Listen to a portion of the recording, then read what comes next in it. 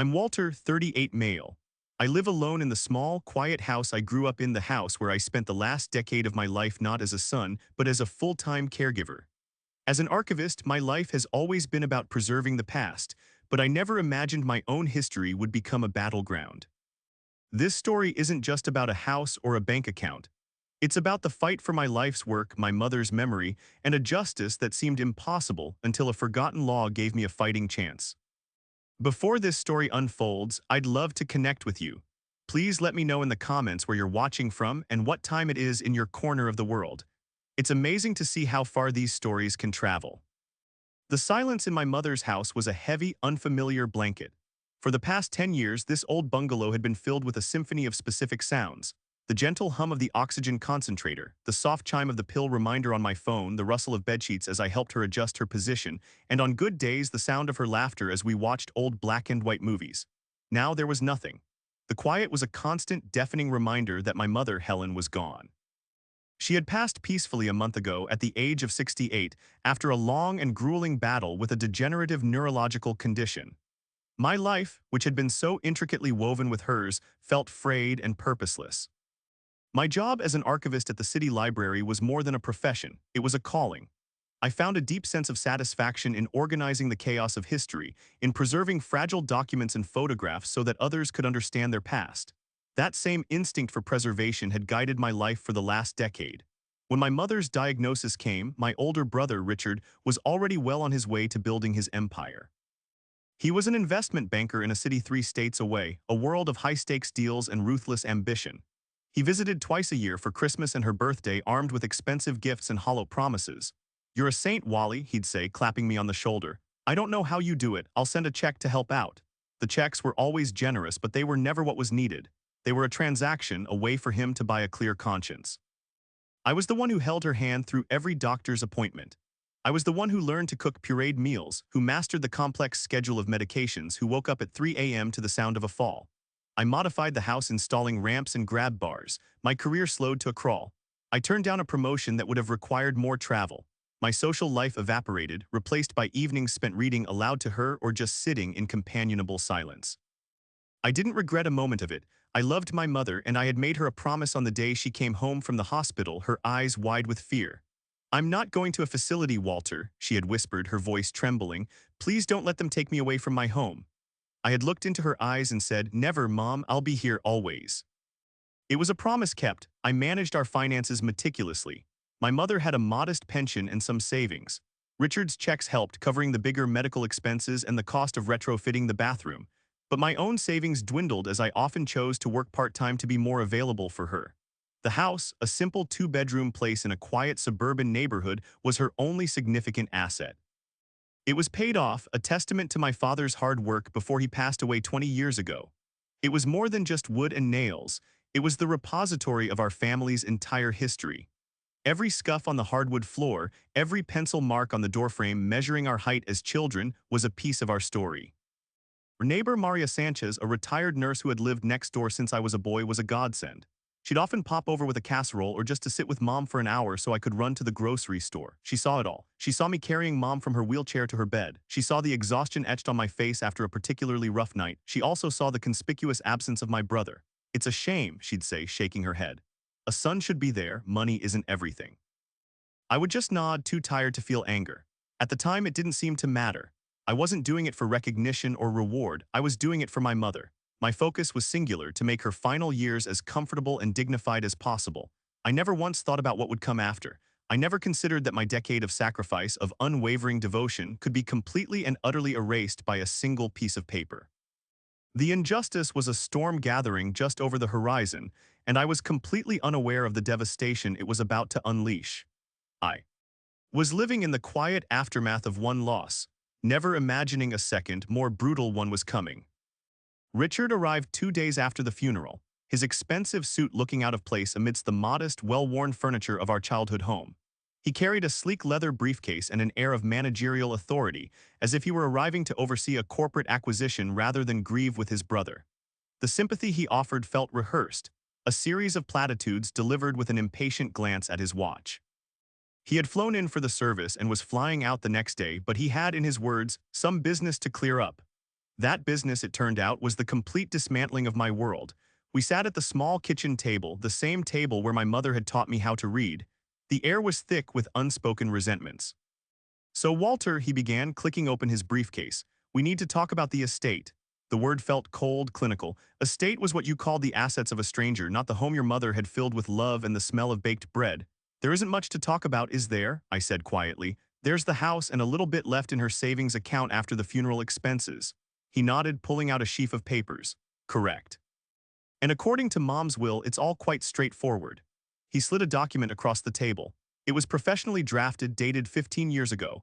I recognized my mother's signature at the bottom, though it was stronger, more confident than the shaky hand I had known in recent years.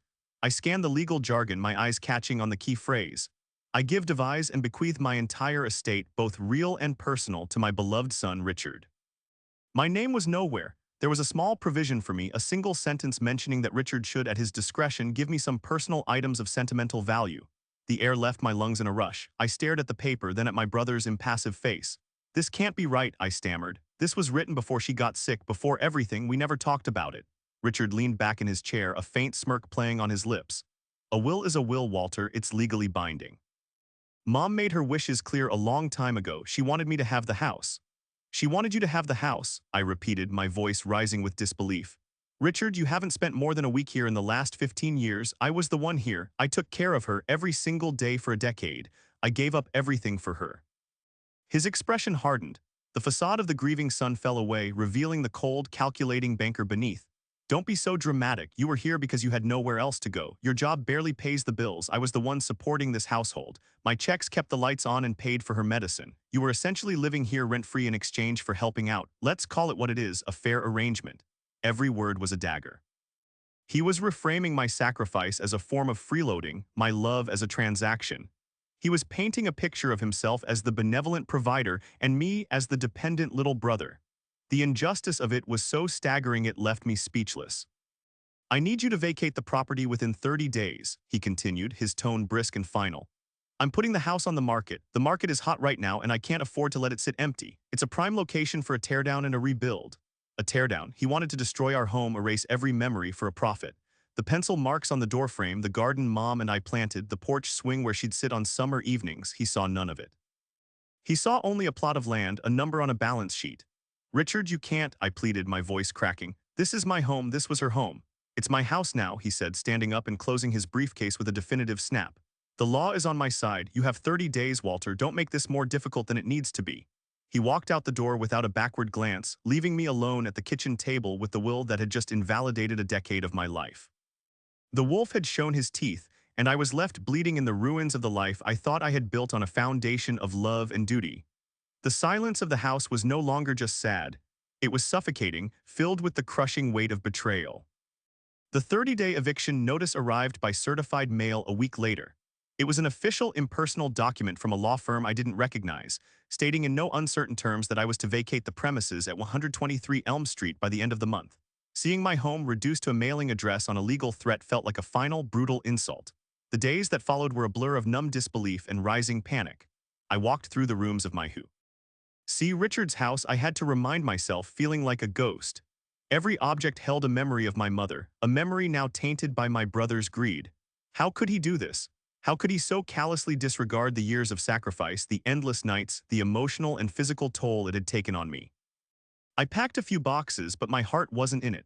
Where would I even go? My salary as an archivist was modest, and the rental market in the city was unforgiving. I had poured all my spare resources and energy into caring for my mother. My own future had been an afterthought. I spent hours online, scrolling through apartment listings I couldn't afford, feeling a wave of despair wash over me.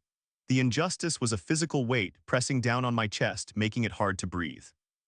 Richard was not just taking a house. He was taking my past, my stability, and my future. He was profiting from the very situation that had cost me so much. One night, unable to sleep, I found myself in the spare room I had used as a small office. It was filled with boxes of my mother's old papers, bills, letters, medical records. I had been meaning to sort through them but hadn't had the strength. Now, fueled by a desperate, nameless hope, I started digging. I didn't know what I was looking for. A different will, a letter, anything that might contradict the cold finality of the document Richard had produced.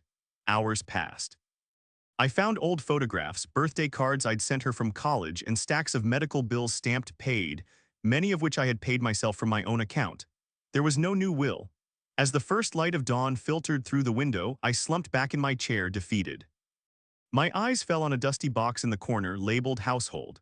Inside were old appliance warranties, tax returns from the 90s, and a thick yellowed pamphlet from the County Bar Association titled Estate Planning Essentials. It was dated from around the time my mother had drafted her will. I idly flipped through it, the legal text a dense, uninviting block. But then a particular section heading caught my eye: Special Provisions and Contests. My archivist's brain, trained to find significance in obscure texts, kicked in. I read through paragraphs on undue influence and lack of capacity, none of which applied. My mother had been perfectly sound of mind when she wrote that will 15 years ago. Then I saw it, tucked away in a small subsection was a paragraph about something I had never heard of: dependent adult caregiver protections. The text was dense, but the core idea was clear. It described a state statute, sometimes informally called a caretaker inheritance law or law of services rendered, designed to protect individuals who provide long-term care to an elderly or disabled family member, often at great personal and financial cost. It stated that if a caregiver could prove they had a reasonable expectation of being compensated or inheriting, and that the deceased had benefited from their care, they could file a claim against the estate for the fair market value of their services, regardless of what a will might say. It wasn't about contesting the will's validity. It was about presenting a debt the estate owed before its assets were distributed. My heart began to pound in my chest, a reasonable expectation of inheritance. For years my mother had told me, "Don't you worry, Walter, this house will be yours one day, you've earned it." She'd said it in front of Maria Sanchez. She'd said it after I turned down the promotion. I had never asked for it in writing. It was a promise born of love, not a contract. Richard would argue it was just talk, but was it? The law mentioned proving the value of services. I thought of the medication management, the physical assistance, the cooking, the cleaning, the 24/7 on-call presence. I had effectively been a full-time, unpaid home health aide for a decade. What was the market value of that? I grabbed my laptop, my fingers flying across the keyboard as I searched for the specific state statute mentioned in the pamphlet. There it was, Section 4, Article 11 of the State Probate Code. It was real. It wasn't a myth or a misunderstanding. It was a law written in black and white, and it felt like someone had thrown me a lifeline. For the first time in weeks, the suffocating weight on my chest lifted slightly. It was a faint glimmer of hope, a tiny crack of light in the overwhelming darkness of Richard's betrayal. It wasn't a guarantee, and I knew it would be an uphill battle, but it was a path. My brother thought he had the law on his side. It turned out I might have a law on mine, too. The discovery of the caretaker inheritance law lit a fire in me. The despair that had paralyzed me for weeks was replaced by a surge of adrenaline and a clear, sharp sense of purpose. My skills as an archivist, which had felt so useless in the face of my brother's corporate ruthlessness, were now my greatest pawn. I knew how to research, how to document, how to build a narrative from disparate pieces of evidence. This would be the most important archive I would ever create, the archive of my own sacrifice. My first step was to find a lawyer. I couldn't afford a high-powered firm like the one Richard had hired, but I needed someone who specialized in estate law and who would be willing to take on a case that was far from a slam dunk. I spent a full day calling local attorneys. Most were dismissive, telling me that challenging a clear and valid will was a fool's errand. They heard will and stopped listening. Finally, I got a call back from a man named David Chen. His office was a small, unassuming place above a bookstore, filled with overflowing bookshelves rather than mahogany desks. Mr. Chen was in his mid-50s with a calm, thoughtful demeanor and eyes that seemed to see right through the legal jargon to the human story beneath. I laid everything out for him: the decade of care, Richard's absence, the old will, the eviction notice, and the statute I had found. I brought the dusty pamphlet with me. He listened patiently without interruption, nodding occasionally. When I finished, he looked at me over the top of his glasses. "The will itself is likely ironclad, Walter," he said, his voice even. "We can't challenge its validity, but this statute, this is a different angle entirely. We aren't saying the will is wrong. We are saying the estate has a creditor, you." He explained that our goal was to prove I was, in essence, an unpaid employee of my mother, and that the estate owed me back wages before any inheritance could be distributed to Richard. "To win this," Mr. Chen said, leaning forward, "we need to build a fortress of evidence. We need to document every single thing. We need to prove two main points. First, the extent and value of the care you provided, and second, that you had a reasonable expectation of inheritance as compensation." He took the case on a contingency basis, meaning he would only get paid if we won. It was a risk for him, but he saw the justice in my claim. I left his office feeling not just hopeful but empowered. I had an ally. The next few weeks were a whirlwind of activity. I transformed my mother's dining room table into a command center. Following Mr. Chen's instructions, I began to reconstruct the last 10 years of my life piece by painstaking piece. I started with a journal, writing down everything I could remember about my daily caregiving duties. I detailed the medication schedules, the meal preparations, the physical therapy exercises I helped her with, the nights I stayed up with her when she was in pain. I created a timeline marking key events. Her initial diagnosis, the dates she stopped being able to drive, to walk, to feed herself.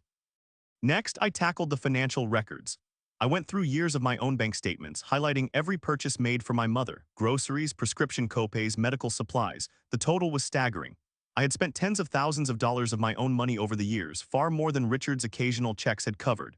I then researched the going rates for home health aides, certified nursing assistants, and live-in caregivers in our area for the past decade. I created a spreadsheet calculating the market value of the services I had provided. At 40 hours a week, it was a substantial sum. At the 24/7 on-call reality I had lived, the number was astronomical. This wasn't about greed, it was about quantifying the unquantifiable, translating love and duty into a language the court would understand. The second part of our case, proving my expectation of inheritance, was more challenging. It rested on conversations and promises. This is where Maria Sanchez became our star witness. I sat with her in her cozy living room, and she recounted with perfect clarity numerous conversations where my mother had referred to the house as Walter's house. She remembered my mother telling her, "I don't know what I'd do without him. This house will be his reward one day." Maria agreed to sign a sworn affidavit and testify in court if needed. Her words, coming from a respected, impartial neighbor, were pure gold. I also found several birthday and holiday cards from my mother. In one, she had written, "To my dearest Walter, my rock, thank you for everything you do. This home is your home always." It wasn't a legal document, but it spoke to her intent. I compiled everything into a series of thick binders, meticulously organized and indexed. One for financial records, one for the caregiving journal, one for witness statements and personal correspondence. Each page was a brick in the fortress Mr. Chen had spoken of. As I worked, my anger at Richard slowly transformed into a cold resolve. He had tried to erase my history, to reduce my life's most meaningful work to a footnote. But I was an archivist. And I was building a record that was undone. Viable, a testament of truth so powerful and so detailed that no one, not my brother and not a court of law, would ever be able to ignore it again. With our evidence compiled into an undeniable mountain of proof, Mr. Chen formally filed the creditor's claim against the estate of Helen. The legal documents were sent to Richard's high-priced law firm, and the reaction was swift and predictable: utter contempt.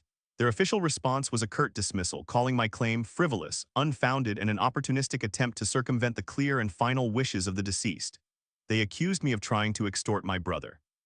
Privately, Richard's lawyer called Mr. Chen and offered a nuisance settlement of $5,000 to make this go away. Richard clearly believed I was bluffing, that I was just a sad, broke little brother lashing out. He had always seen me as passive and weak, and he couldn't comprehend that I would have the fortitude to fight back. Mr. Chen calmly refused their offer. "They're underestimating you, Walter," he told me over the phone. "They see a grieving son in a tough spot. They don't see the archivist who has documented every minute of the last 10 years. Let them be arrogant. It will be their undoing."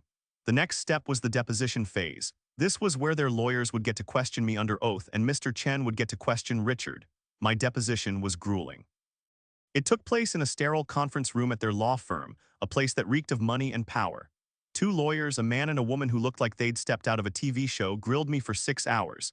They tried to twist my words, to paint me as lazy and incompetent, someone who couldn't make it on his own and had to leech off his mother. "Isn't it true, Walter, that you chose not to advance in your career? Isn't it a fact that you lived in your mother's home without paying rent? Did your mother ever sign a contract promising to pay you for your services?" I remained calm, sticking to the facts. With every question, I responded with the quiet confidence of someone who was telling the truth. "Yes, I lived in the home, which enabled me to provide 24-hour care. No, we didn't have a written contract. We had a relationship of love and trust. My career was secondary to my mother's health and well-being, a choice I made willingly." I saw their frustration growing. My detailed records, which they had received copies of, backed up every claim I made. They couldn't poke holes in the truths. Then came Richard's deposition. It was my turn to sit and watch. Mr. Chen was a master. He didn't attack or yell.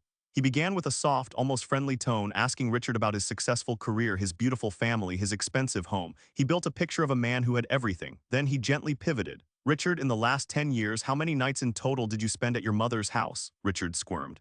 "I visited when I could. My work is very demanding." I understand, Mr. Chen said smoothly. But could you give us a number? Is it more than 30? After a long pause, Richard mumbled, probably not. And in those 10 years, did you ever once assist your mother with bathing, with dressing, with her medication? The questions continued, each one highlighting his complete and utter absence from the realities of our mother's life. He knew nothing about her doctors, her prescriptions, or her daily struggles. His only contribution was money, and Mr. Chen had the records to show that my own financial contributions were nearly as significant, not to mention my non-financial ones. The turning point came when Mr. Chen brought up Maria Sanchez's affidavit. He read her statement aloud, her words describing my mother's promises that the house would one day be mine. Richard, were you aware of your mother's repeated statements that she intended for Walter to inherit the home as thanks for his care? Richard's face turned red. She was an old woman, he snapped. She got sentimental. It didn't mean anything. The will is what matters. So you believe your mother's promises to the son who cared for her every day meant nothing? Mr. Chen asked quietly. Richard, caught in his own arrogance, walked right into the trap. She was my mother, he was her son, it was his duty to take care of her. You don't get paid for doing your duty. In that single, breathtakingly entitled statement, Richard revealed his entire worldview. He confirmed our entire case. He saw my decade of sacrifice not as a service worthy of compensation, but as a mandatory, uncompensated obligation. The court reporter's fingers flew across the keyboard, capturing the words that would seal his fate. When the deposition was over, Richard's lawyers were no longer smirking. They knew and we knew that they were in serious trouble. The case was heading for a hearing, and our legal gambit, once a desperate long shot, was now looking lee. A real winning hand. The courtroom was smaller and more mundane than I had imagined. There was no jury, only a probate judge, a stern-faced woman in her 60s named Judge Mallory, who looked like she had seen every form of family dysfunction imaginable. Richard sat at the opposing table with his two lawyers, looking tense and annoyed, as if the entire proceeding was an inconvenient delay in his schedule. I sat beside Mr. Chen, my hands clasped tightly in my lap, the thick binders of my evidence stacked neatly on our table. The date on the eviction notice had passed, but Mr. Chen had filed an injunction, so I was still in the house, living on borrowed time. This hearing would decide everything. Richard's lawyer went first, arguing that the case was simple. They presented the will signed and notarized as the final unambiguous word of my mother. They portrayed me as a disgruntled son trying to use a little-known legal loophole to enrich himself at his brother's expense. They presented bank statements showing Richard's wire transfers, painting him as the dutiful, financially supportive son. It was a slick, professional presentation, but it felt hollow, lacking any real human element. Then it was Mr. Chen's turn. He didn't start with legal arguments. He started with the story. He called me to the stand as his first witness. For 2 hours, he gently guided me through the last 10 years of my life. With his calm questioning, I recounted the daily routines, the challenges, the small moments of joy, and the deep moments of sorrow. I explained how my mother's condition had progressed and how my role had evolved from simple companionship to round-the-clock nursing care. When Richard's lawyer cross-examined me, he was aggressive, trying to paint me as an unemployed failure. But his attacks backfired. Every question about my lack of career advancement only served to highlight the sacrifices I had made. Judge Mallory listened intently, her expression unreadable. Our next witness was Maria Sanchez. She was a phenomenal presence on the stand, calm, clear, and utterly believable. She spoke of my devotion, describing scenes she had witnessed from her kitchen window. She told the court about my mother's state of mind, her gratitude toward me, and her repeated declarations that Walter deserves this house. She said it to me no less than a dozen times, Maria stated firmly, looking directly at the judge. She was worried about Walter, about what would happen to him after she was gone. She made it clear she wanted him to be secure. Richard's lawyer tried to discredit her, implying she was just a nosy neighbor or that her memory was failing, but Maria stood her ground, her integrity shining through. Finally, Mr. Chen presented the financial evidence. He brought in an expert witness, a certified geriatric care manager who testified about the market value of the services I provided. She had reviewed my caregiving journals and financial records. Based on Mr. Walter's detailed logs, the expert said, he was providing services equivalent to a full-time certified nursing assistant and a live-in companion. Calculating conservatively at the average state rates over the last 10 years, the total value of his services amounts to approximately $450,000. A gasp rippled through the courtroom. Richard's face went pale. The number was so large, so concrete, it seemed to suck all the air out of the room. Mr. Chen then presented the evidence of my own financial contributions, which offset a portion of Richard's support. In his closing argument, Mr. Chen was masterful. He held up the will. This document reflects Helen's wishes 15 years ago, he said to the judge. But our lives are not static, circumstances change. For the last 10 years of her life, Helen's circumstances were defined by her illness and by the unwavering care of one of her sons. He then pointed to me. Walter put his life on hold to honor his mother's wish to die in her own home. Richard, meanwhile, built his career and his fortune. The law my opponent calls a loophole exists for this exact reason, to prevent unjust enrichment. It exists to ensure that a person like Richard cannot swoop in and profit from a situation that was managed and maintained by the decade-long sacrifice of another. Judge Mallory took a week to deliver her ruling. Those 7 days were the longest of my life. Finally, we were called back to the courtroom. She began by affirming the validity of the will. My heart sank, but then she continued. However, she said, her voice ringing with authority, the court finds the creditor's claim filed by Walter to be compelling and overwhelmingly supported by the evidence. She cited my testimony, Maria's affidavit, and the expert's financial valuation. She quoted Richard's deposition, where he had called my care an unpaid duty.